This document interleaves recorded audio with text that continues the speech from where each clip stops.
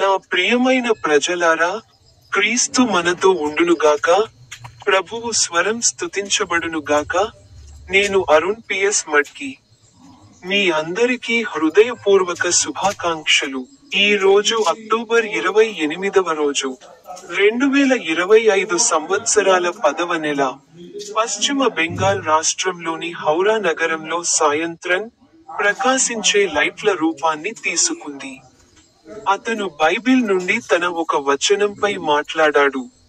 Saint Matthew పవిత్ర సువార్త 6వ అధ్యాయం 2వ వచనంలో అతను ఇలా అన్నాడు: కాబట్టి మీరు దానధర్మాలు చేసేటప్పుడు వేషధారులు సమాజ మందిరాలలో మరియు వీధులలో చేసినట్లుగా వారు మనుష్యులచే ప్రశంసించబడటానికి బాకా ఊదకండి.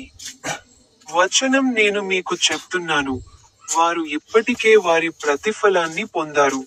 మీ అందరికీ హృదయపూర్వక శుభాకాంక్షలు. మరియు నా యూట్యూబ్ ఛానెల్లోని స్పీక్ బటన్ పై క్లిక్ చేయడం మర్చిపోవద్దు.